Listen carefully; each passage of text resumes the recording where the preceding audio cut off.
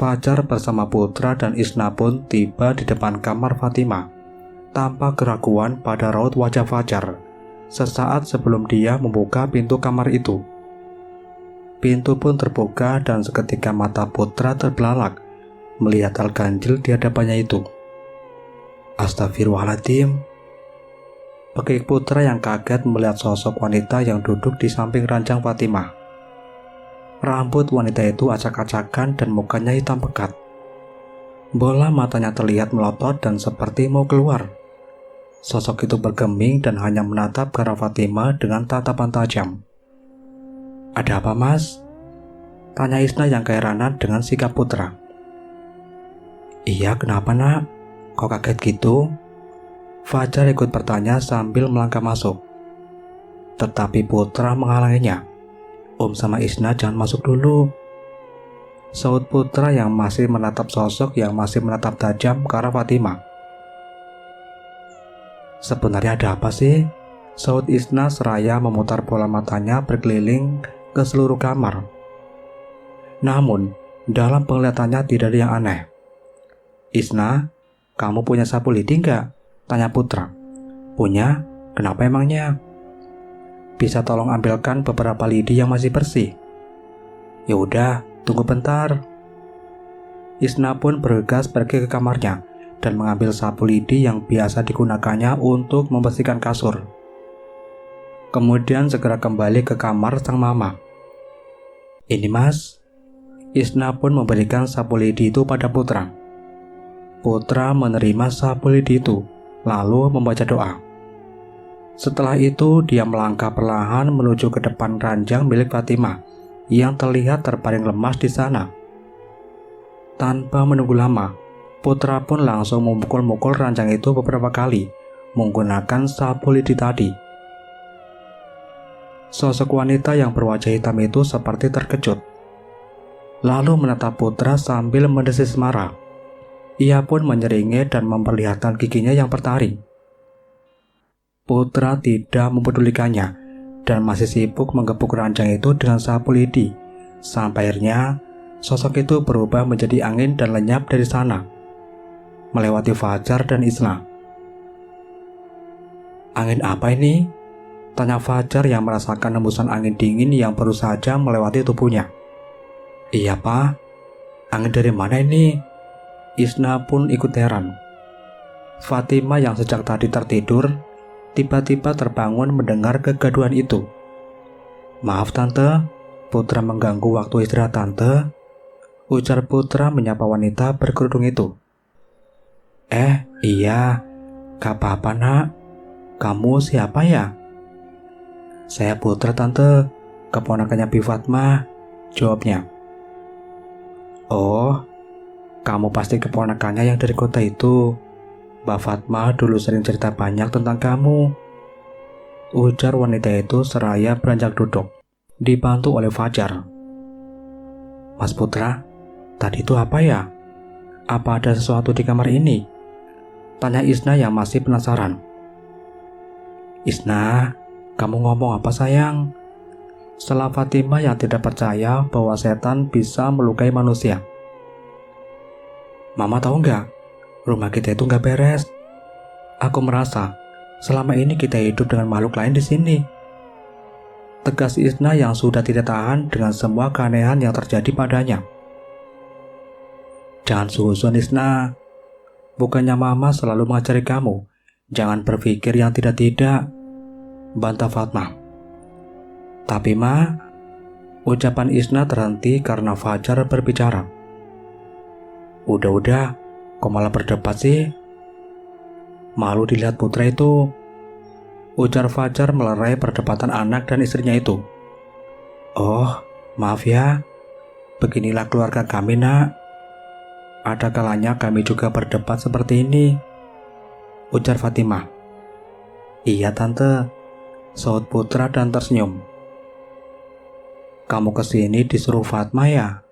tanya wanita itu pada Putra. "Enggak kok Tante, niat Putra sendiri untuk menjenguk Tante." "Oh gitu." Putra melihat tangan dan kaki Fatimah yang bengkak serta mengeluarkan nanah. Dia pun membayangkan betapa sakitnya itu. Tetapi wanita berkerudung itu sama sekali tidak terlihat kesakitan, apalagi mengeluh. Putra berpikir, andai orang lain yang mendapat penyakit seperti itu, pasti sudah berteriak-teriak minta tolong. Fatimah melihat putra yang mematung dan memperhatikan kakinya yang membengkak. "Nah putra," panggilnya lirih dan membuyarkan lamunan pria itu. Iya tante." "Maaf, tante tidak bisa menyambutmu dengan baik," ujar wanita itu dengan tersenyum. Melihat senyuman wanita yang terlihat tegar meski tengah terluka itu, semakin membuat putra merasa iba dan niatnya untuk menolong wanita itu semakin besar. Dia berjanji dalam hatinya untuk menolong mamanya Isna, bagaimanapun caranya. "Tante, apa luka ini terasa sakit?" Putra mengalihkan topik pembicaraan. "Tak ada luka yang tak sakit nak, tapi tante masih bisa menahannya kok," ujar wanita itu dan memegang tangan suaminya yang sudah tidak bisa menahan air matanya. "Saya yakin kedatangan saya ke sini semua atas kehendak Allah. Dan semoga setelah ini tante dan keluarga ini bisa hidup normal lagi," ujar putra yang juga tidak kuasa menahan tangis. Fatimah berlinang air mata. Selama ini dia memang menahan sakit dan perih. Namun, dia menyimpannya sendiri karena tidak ingin menyusahkan anak dan suaminya. Fatimah begitu terharu setelah mendengar perkataan putra. Dan entah mengapa, dia ingin melupakan semua yang dirasakannya selama ini. Isna pun ikut menangis memeluk sang mama. "Terima kasih anak, tante merasa sedikit lega sekarang. Walau tante sakit seperti ini, tapi gak mau merepotkan Isna dan suami tante," ucap wanita itu memeluk Fajar dan Isna yang sudah berlinang air mata. "Mama yang sabar ya," ucap Isna padanya. Fatimah pun mengangguk. "Baiklah kalau begitu, saya akan mencoba mengurangi rasa sakit yang tante derita," ujar putra membuat mereka semua tercengang. "Benarkah itu nak?" tanya Fatimah tidak percaya. Putra pun hanya mengangguk. "Isna, bisa tolong ambilkan segelas air putih?" pinta putra. "Iya bisa, bentar ya mas," ujar Isna dan bergegas mengambil segelas air putih lalu memberikannya pada putra. Putra segera membaca doa dan beberapa kali tangannya mengusap gelas itu. "Bismillahirrahmanirrahim.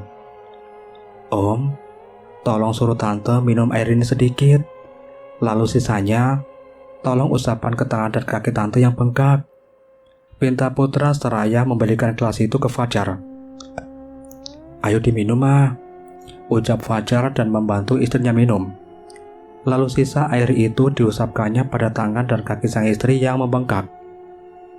"Tante tolong ditahan ya, ini akan sedikit sakit." "Iya nak." Tidak berapa lama, keluarlah asap putih dari tangan dan kaki Fatimah yang bengkak itu, dan membuat wanita itu mengerang kesakitan. Fajar dan Isna memegangi tubuh Fatimah dengan perasaan iba. "Tahan ya mah," ujar Fajar yang masih setia di sampingnya.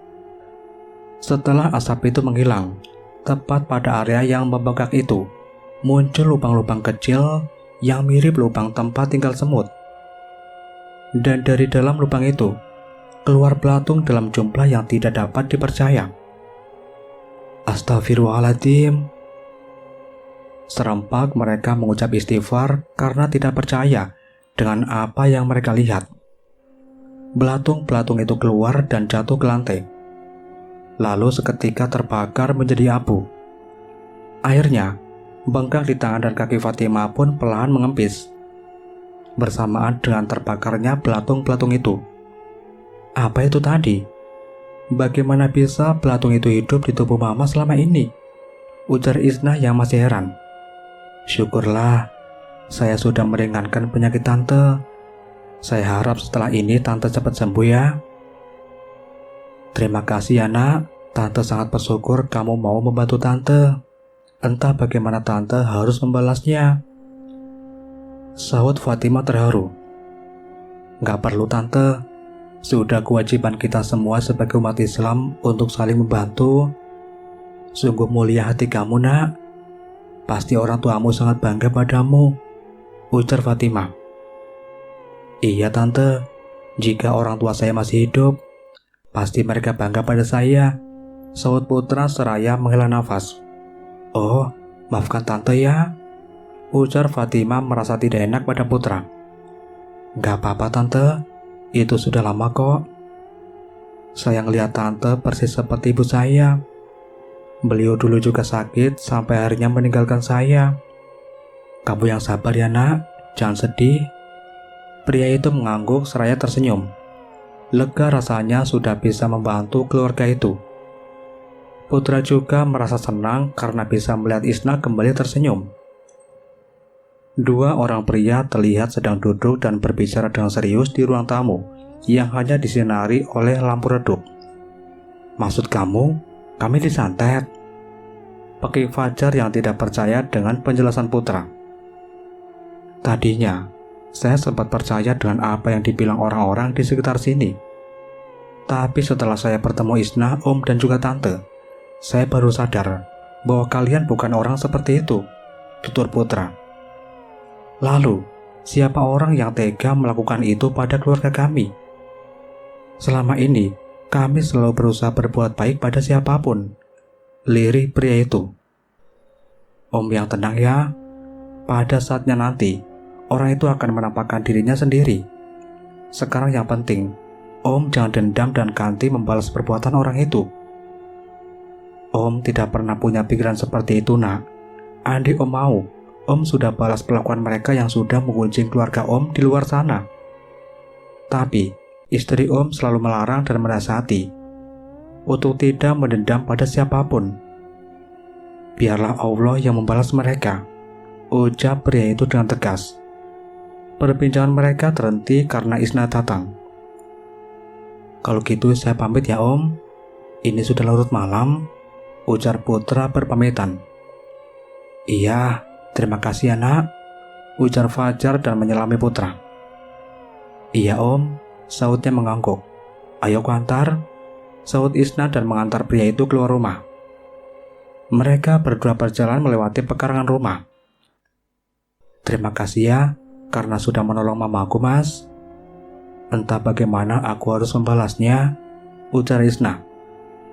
Suatu hari nanti, aku akan meminta balasannya, celetuk putra dan tersenyum. Maksud mas? Isna tampak bingung. Udah malam, cepat masuk.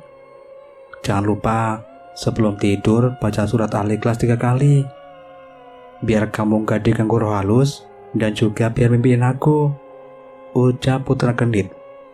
Sambil berlalu pergi meninggalkan Isna yang kebingungan mendengar ucapan pria tampan itu. Dasar genit, gadis itu pun tersenyum kecil dan menatap pria itu sebelum kembali masuk ke dalam rumah. Putra berjalan menyusuri pepohonan di pinggir jalan dan tersenyum sendiri mengingat perkataannya pada Isna tadi. Aduh, kok jadi baper ya? Gumamnya seraya meringis. Senyumnya langsung terhenti saat putra merasakan kehadiran bayangan hitam yang bersembunyi di balik sebuah pohon. Bayangan itu semakin jelas terlihat tinggi besar, mirip genderuwo, dan terus menatap putra dari kejauhan.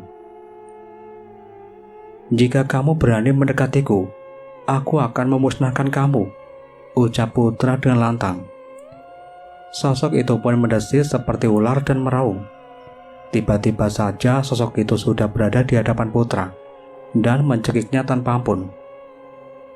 A'udzubillahi minasyaitonirrajim, bismillahirrahmanirrahim, ucap putra seraya membaca beberapa doa, membuat tangan genderuwo itu seperti kepanasan dan terbakar. Sosok itu mundur beberapa langkah dan sorot matanya yang merah menatap putra dengan penuh kebencian. Kembalilah pada tuanmu, sampaikan pesanku. Aku tidak takut padanya. Jika tuanmu itu macam-macam dengan keluarga Isna, aku yang akan menghadapinya, ucap putra dengan lantang. Sosok itu akhirnya pergi dari hadapan putra. Alhamdulillah, ujar Putra lega dan kembali melangkahkan pulang. Keesokan harinya, Isna yang baru saja kembali dari pasar terlihat membawa tas belanjaan. Langkahnya sedikit tertatih melewati rumah Fatma dan masuk ke gang kecil yang mengarah ke rumahnya. "Bi, Putra pergi dulu ya, udah telat nih. Ada kelas pagi, Bi," ujar Putra bergegas memakai sepatu dan keluar dari rumah itu. "Tapi kamu sudah sarapan belum, Putra?" teriak Fatma yang masih memegang serok penggorengan karena sedang menggoreng kerupuk di dapur. "Entar aku beli sarapan saja di kantin, Bi. Assalamualaikum." "Waalaikumsalam," saut Fatma menggeleng melihat kelakuan keponakannya. Isna mendengar percakapan mereka saat tanpa sengaja berpapasan dengan Putra yang keluar rumah. Pria itu sempat tidak mengira bahwa gadis yang berpapasan dengannya itu barusan adalah Isna. Dia berbalik arah dan memastikan. Ada Isna?" sapa pria yang memakai tas ransel di punggungnya itu. "Pagi, Mas," sapa Isna lirih. "Pagi juga. Kamu habis belanja ya?" "Iya, Mas." Ucapannya menahan malu karena masih ingat perkataan semalam. "Yaudah, aku berangkat kuliah dulu ya. Jangan lupa masak yang enak," ucap pria berkulit putih itu seraya tersenyum. Isna hanya mengangguk. Baru beberapa langkah mereka berpisah. Putra kembali menghampiri Isna. "Apa boleh aku minta nomor HP kamu, Is?" tanya pria itu tiba-tiba. Isna sejenak terdiam dan menatap pria di hadapannya itu. "Sini HP-nya, Mas." Putra langsung mengeluarkan ponselnya dan memberikan pada Isna. Gadis itu pun segera mengetikkan sejumlah angka, lalu mengembalikannya pada Putra. "Makasih ya cantik." Isna maksudnya," goda Putra. "Udah sana berangkat, Mas. Nanti telat loh," ucap Isna mengingatkan pria itu. Iya, lupa aku. Dadah Isna," ujar Putra dan berlalu pergi. Isna tersenyum menatap pria itu, hingga dia pun lupa kalau harus segera pulang ke rumah. "Aduh, telat ini." Setelah upaya penyembuhan yang dilakukan oleh Putra, keadaan Fatimah kini berangsur membaik. Bahkan wanita itu juga sudah bisa makan sendiri dan berjalan menggunakan sebilah tongkat. Fajar juga Isna merasa lega dan sangat bersyukur atas kesembuhan Fatimah. Matahari baru saja memancarkan sinarnya dan seorang gadis tampak sibuk di dapur menguleni nasi uduk yang dibuatnya. Aromanya begitu sedap. Gadis itu menata nasi uduk ke dalam wadah kotak bersama lauknya. Ada ayam goreng, kering tempe, mie kuning dan sambal teri pun tidak lupa dimasukkannya sebagai pelengkap. "Moga saja Mas Putra suka sama masakanku," gumam gadis cantik itu lirik. Fatimah bangun dan ingin sekali memasak sarapan untuk suami dan anaknya. Setelah sekian lama terbaring di tempat tidur, dia merasa bersalah karena tidak bisa menjalankan kewajibannya sebagai seorang istri dan ibu yang baik. Fatimah pun berjalan perlahan menggunakan sebilah tongkat, dan suaminya pun ikut menuntunnya. "Ma, gak usah dipaksakan, Ma. Mama kan baru sembuh," ujar pria itu. "Mama kalau gak gerak malah sakit, Pak," bantah istrinya. "Ya udah, pelan-pelan jalannya, Ma." Sesampainya di dapur, Fajar dan Fatimah dikagetkan dengan penampakan dapur yang berantakan. Berbagai peralatan dapur terlihat berserakan di mana-mana. "Astagfirullahaladzim, ada apa ini?" tanya Fatimah kebingungan. Isna yang menyadari kedua orang tuanya sudah bangun pun bergegas menghampiri mereka. "Pagi, Ma, Pa," sapanya dengan senyuman lebar tanpa merasa berdosa sama sekali. "Kamu habis main perang-perangan, Isna?" celetuk Fajar yang melihat seluruh dapur berantakan. "Aku lagi masak sesuatu, Pa. Maaf ya, Ma. Dapurnya jadi berantakan. Nanti aku beresin deh," ujar Isna seraya menenteng sebuah kotak nasi di tangannya. Buat siapa nasi itu, nak? Tanya Fatimah yang melihat kotak nasi itu. Ini buat Mas Putra, Ma. Ucap Isna seraya merunduk menahan malu. Aduh, papa tereliminasi nih. Anak papa sudah punya pria lain. Ledek Fajar. Hah, papa? Rengek Isna menahan malu. Gadis itu pun pergi keluar rumah usai berpamitan dengan kedua orang tuanya. Dia sengaja menunggu di gang kecil yang sering dilalui Putra saat hendak berangkat kuliah. Tidak lama kemudian, pria yang dikaguminya pun terlihat berjalan menyusuri gang. Putra yang melihat Isna pun segera berjalan mendekatinya. Isna menatap Putra penuh kekaguman. Gadis itu merasa hari ini Putra itu terlihat lebih tampan, mengenakan kemeja berwarna putih serta kaos dalam berwarna hitam. Isna berdiri mematung dan terus menatap Putra, hingga tak sadar bahwa pria itu pun menatapnya sedari tadi. Putra langsung melemparkan senyuman lebar seraya mendekati gadis itu. Ada Isna? Saut Putra yang melihat gadis itu berdiri di pinggir jalan dan terlihat seperti tengah menunggu seseorang. Pagi Mas, sapa gadis cantik itu sembari tersenyum. Isna ngapain di sini? Ini buat Mas, ujar Isna seraya menyodorkan kotak nasi buatannya. Berapa harganya? Tanya Putra yang sedikit terkejut dan mengira bahwa kotak nasi itu adalah tester makanan terbaru jualan Isna. Ini gratis kok Mas. Anggap saja sebagai rasa terima kasih karena Mas Putra sudah menolong mamaku, jelas Isna.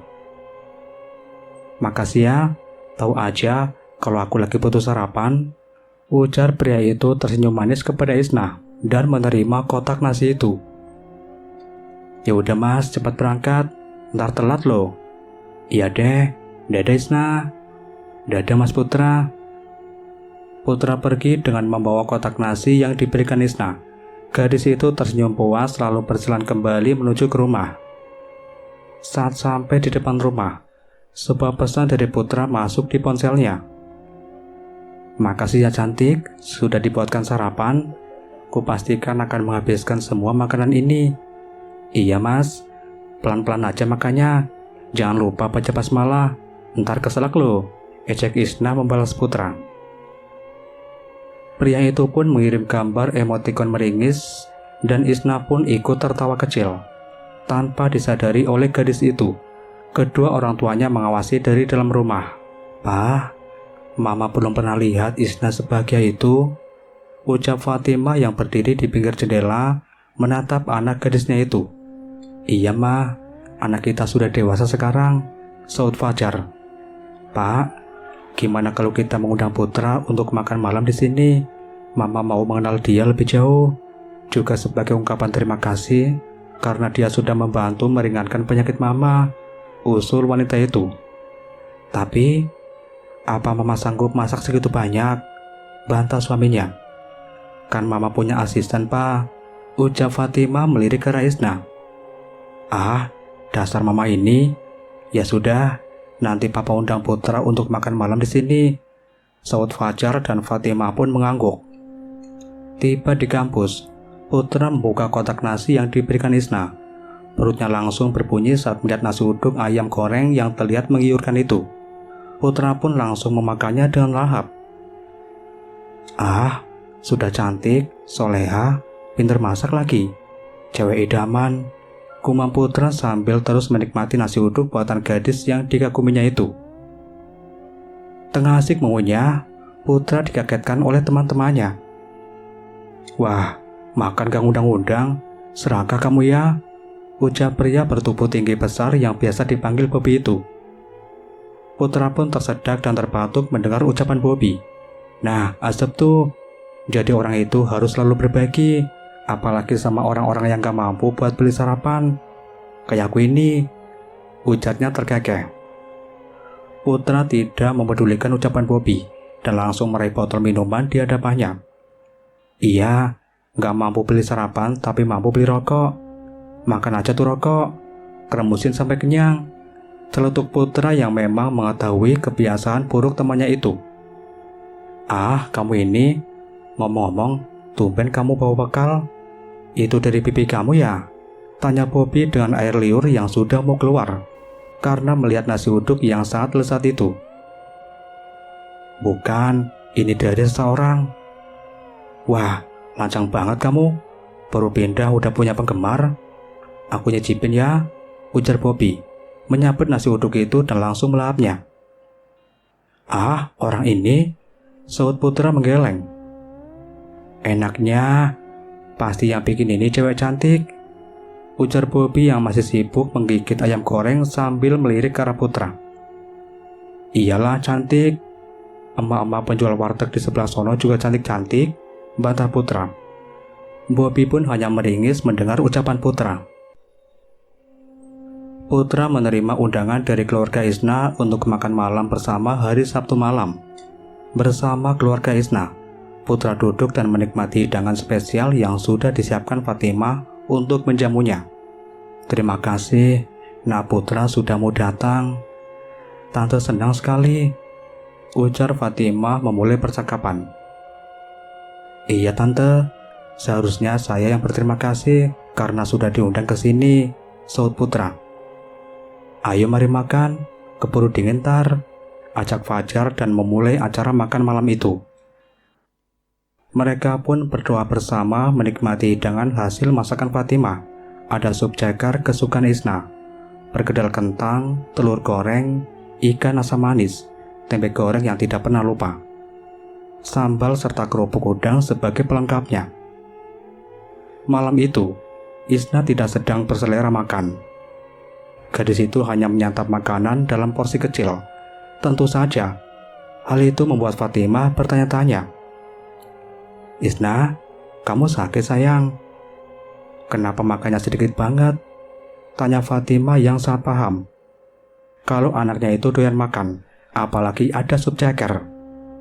Isna sudah kenyang kok ma, sahut gadis itu sambil meringis. Mama kayak gak tahu aja. Anak kita kan lagi jaga image ma, kode Fajar. Papa, sentak Isna dengan manja menahan malu. Putra tersenyum kecil mendengar perkataan pria itu. Setelah selesai makan, Isna mengajak Putra berkeliling di sekitar rumah. Jadi kamu belum punya pacar Isna? Tanya pria itu memecah keheningan. Isna menatap sejenak pria itu. Dalam hatinya, dia merasa senang bisa sedekat ini dengan pria pujaannya itu. Alhamdulillah belum mas, ucapnya lirih dan menunduk malu. Kalau mas udah punya pacar belum? Tanya ragu Isna bertanya balik. Aku udah punya target sih, tapi takut dianya gak suka sama aku. Seketika raut wajah Isna berubah dan kecewa mendengar perkataan Putra. Wajahnya pun murung. Pria yang dikaguminya itu ternyata sudah menyukai gadis lain. Ya diutarakan saja mas, kali aja cewek itu mau nerima keadaan mas, ucap Isna datar. Gitu ya? Isna mengangguk. Putra berhenti berjalan dan berbalik menatap Isna. Gadis itu pun keheranan melihat sikap Putra yang menatapnya dengan tajam dan membuat Isna terkejut. Seketika gadis itu menutup mulut dengan kedua tangannya. Belum sempat Isna menjawab pertanyaan itu, mendadak Putra merasakan kehadiran sosok lain di tempatnya berada. Sosok tinggi besar itu menatap mereka berdua dari balik sebuah pohon mangga. Putra merasakan sosok itu semakin dekat dan ingin merasuki tubuh Isna. Putra langsung memeluk tubuh gadis itu untuk menghalangi sosok yang biasa disebut gendruwo itu agar tidak merasuki tubuh Isna. Sementara Isna sendiri terkejut saat tiba-tiba Putra memeluknya. Bukan maksud aku untuk lancang Isna, tapi ada sesuatu yang ingin masuk ke tubuh kamu, bisik Putra sambil terus menatap sosok besar yang semakin mendekat itu. Bulu kuduk Isna langsung berdiri usai mendengar perkataan Putra. Gadis itu pun mencengkeram kemeja Putra dengan erat karena ketakutan. Benarkah itu mas? Tanya Isna yang masih ketakutan. Putra hanya diam dan mengisyaratkan Isna untuk terus berlindung di balik tubuhnya. Benar saja, sosok itu berusaha merasuki tubuh Isna. Ia terus mencoba masuk, namun Sosok itu juga terus terpental karena Putra melindungi Isna. Sosok itu pun mulai kewalahan karena terus gagal memasuki tubuh Isna. Ia pun meninggalkan kedua orang itu dan menghindari Putra yang terus menatap tajam ke arahnya. "Isna, duduk di sini sebentar ya," pinta Putra pada gadis itu. Isna pun mengangguk dan duduk di sebuah kursi. Putra pun segera menyusul sosok yang menghindarinya tadi. "Berhenti kamu!" bentak pria itu pada sosok yang terus berlari menghindar. Sosok itu berbalik badan dan mendesis, mengeluarkan lidahnya yang panjang dan bercabang. Putra segera berdoa dan menghentakkan kakinya beberapa kali, hingga sosok itu terbakar dan lenyap dari hadapannya. Isna masih memandang sekelilingnya dengan dada yang berdebar. Dia benar-benar ketakutan. Rasa takutnya mulai hilang saat Putra datang menghampirinya. "Kamu gak apa-apa kan, Is?" tanya Putra. "Iya mas, gak apa-apa kok," jawabnya lirih. "Sebaiknya kita kembali ke dalam. Ini sudah malam, kamu cepat istirahat. Besok pagi aku akan kesini lagi untuk memeriksa barangkali ada sesuatu yang lain di rumah ini," ujar Putra. "Memangnya ada apa mas?" tanya Isna penasaran. Entah kenapa sosok itu kembali ke rumah ini lagi. "Besok saja aku jelaskan. Ayo kita masuk ke dalam," pinta pria itu dan menggandeng tangan Isna. Oke teman-teman, sampai di sini dulu untuk cerita kali ini. Dan nantikan kelanjutan cerita ini di video berikutnya. Mimin pamit. Wassalamualaikum warahmatullahi wabarakatuh.